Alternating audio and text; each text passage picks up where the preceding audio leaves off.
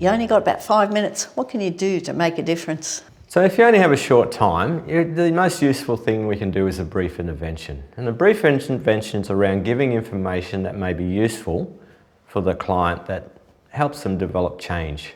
So it's like planting the seed.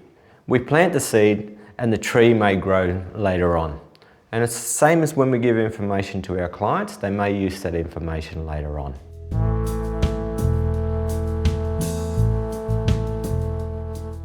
So the FLAGS model is a bit of a guide on how to do a brief intervention. And so the F is around feedback. So we may do a screen and we feed back that information to the client.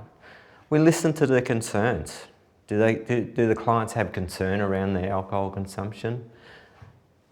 We can give some advice that may be useful for the client or some information. And then if the client's at the stage they're in and may be ready to make some changes, we can set some goals on what they want to do and maybe some strategies on how to achieve those goals.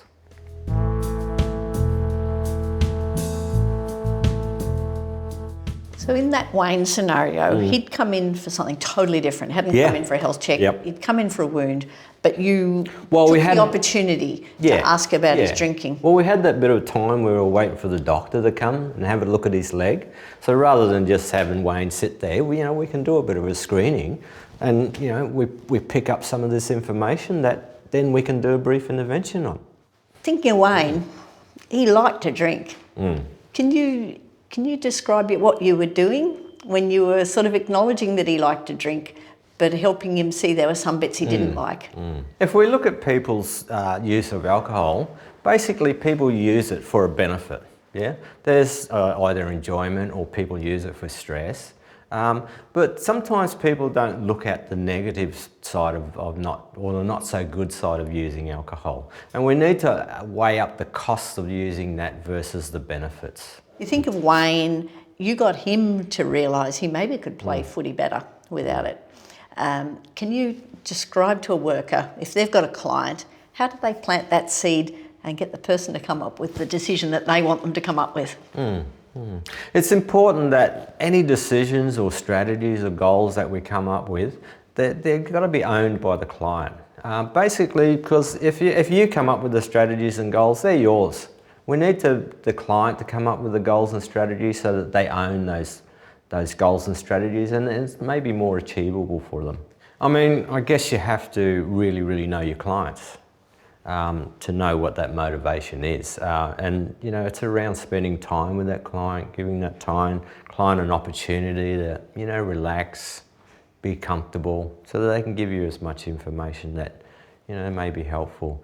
And as far as motivation goes, I mean, different things motivate different people. We just need to find what is that motivation. And we can do that by listening to their stories.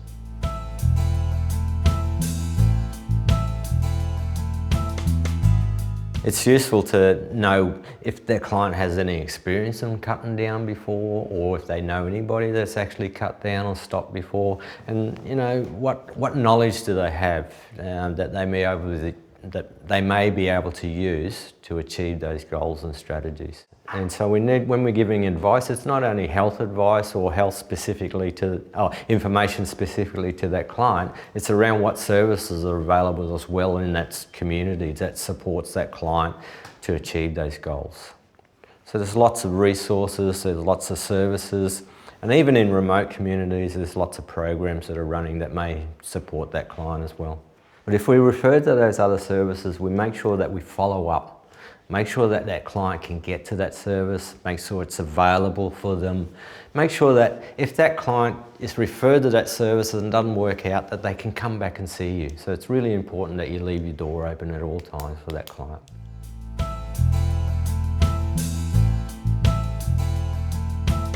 So sometimes we don't have the luxury of offering a female to female or a male to male health worker.